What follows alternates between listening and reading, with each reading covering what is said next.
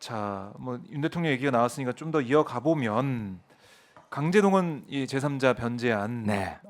결국에는 정부가 지난주에 발표를 했고 그 후에 이제 바로 이어서 한일 정상회담 가고 있는 상황인데 윤 대통령 그런 얘기를 하고 있어요. 내 공약을 지킨 거다. 네. 미래를 위한 결단이다. 이런 주장을 펼치고 있는데 아무래도 사실 의원님께서도 이 외교 분야에는 상당히 좀 뭐 관심도 깊고 네. 잘 들여다보고 계시는데 이거 어떻게 평가합니까? 이런 정부의 안, 또 윤 대통령의 이런 주장 어떻게 보고 계세요? 네. 뭐 여러분들 다 아시다시피 뭐 그냥 일방적으로 양보하고 뭐 다 내준 거죠. 다 내줬다. 네, 네, 다 내준 거고 이번에 언론 보도 나온 거 보니까 일본에 있는 학자들도 일본의 교수들도 네. 야 한국이 이렇게까지 양보를 할 줄이야. 일본에서 네, 일본 일본조차도 교수들이. 그렇게 놀랄 정도로 예. 우리로서는 뭐 완전히 다 내준 거죠. 음. 다 내준 건데 그러면 이제 내줬으면 그래도 뭔가 반대급부가 있어야 되지 않겠습니까? 네, 지금은 내주지만 네. 앞으로 한일 간의 음. 문제에서 우리가 얻을 게 뭘 얻을 수 있을까? 뭘 얻을 수 있을까? 네, 이게 있는데 지금 몇 가지 현안들이 있습니다. 예를 예. 들면 뭐 후쿠시마 방류라든지 네. 또 지금 또 일본이 독도를 자국의 영토로 편입을 하지 않았어요. 또 지금 저 마라도 밑에 칠광구 지금 예. 그것 한일 간에 얘기해야죠. 공동 개발하기로 한 협정의 문제도 있고요. 네. 또 지금 지소미아 지소미아. 도 있고 한 뭐 4대까지 지금 현안들이 있는데 음. 내일 가나요? 내일 갑니다. 내일 가죠. 네. 1박 2일. 내일 가서 과연 네. 이런 문제들에 대해서 현안에 대해서 무슨 약속을 받아올 수 있을까? 저는 우리 국민들께서 네. 한번 이번 강제 동원 문제도 강제 동원 문제지만 이런 문제들에서 윤석열 대통령이 뭘 가져올 수 있는지 네. 한번 좀 주의 깊게 봐줘야 될 텐데요. 저는 어떻게 예상하세요? 부정적으로 생각을 합니다. 부정적이다. 네, 윤석열 대통령의 지금까지 태도나 말을 해온 걸 보면 네. 그런 성과보다는 오히려 아까 제가 말씀드렸듯이 미국을 중심으로 하는 한미일 삼각 군사 동맹을 만들어가고 그리고 이제 그걸 통해서 중국을 네. 견제하고 공격하는데 우리가 제일 앞장서게 되지 않을까? 음.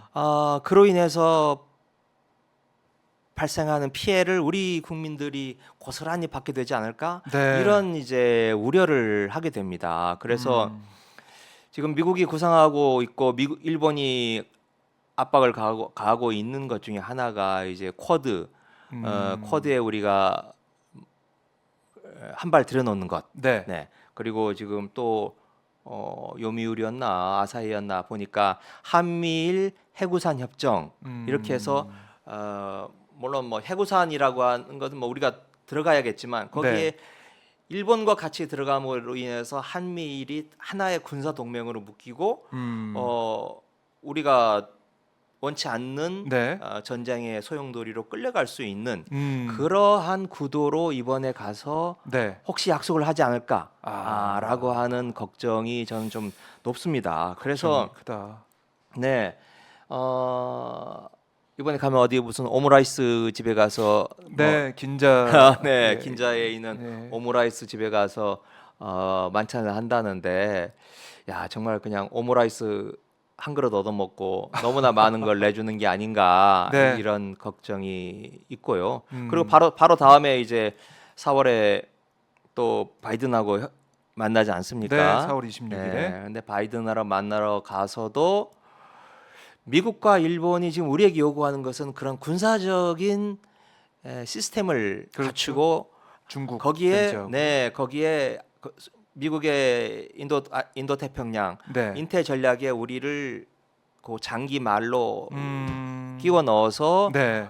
중국과의 전선에서 제일 천병 역할을 하게 지금 시키려고 하고 있는데 네. 그런 위험한 구도에 들어가지 않을까? 미국에 가면 또 무슨 약속을 하게 될까라고 하는 걱정이 있습니다. 사실은 미국에 가면 반도체 그렇죠. 또 배터리 네. 이런 문제가 지금 굉장히 우리 경제에 지금 크나큰 걱정입니다. 걱정인데 지금. 그에 대해서 얻어오는 것 대신에 군사적인 것만 내주고 오는 게 아닐까. 이런 걱정이 앞섭니다. 그런데 이제 그러면 그럴수록 일본과 미국은 막 의전은 최고로 잘해주겠죠. 네, 가장 화려한 의전과 어떤 그 정상들끼리의 네. 우정을 과시하는. 그래서 그걸 한번 봐주시기 바랍니다. 그래서 네. 우리 국민들이 바이든 또 일본 총리 이런 사람들이 얼마나 환대하고 얼마나 성대한 만찬과 네. 화려한 카퍼레이드와 이런 게 많으면 많을수록 우리가 많이 뺏기는구나.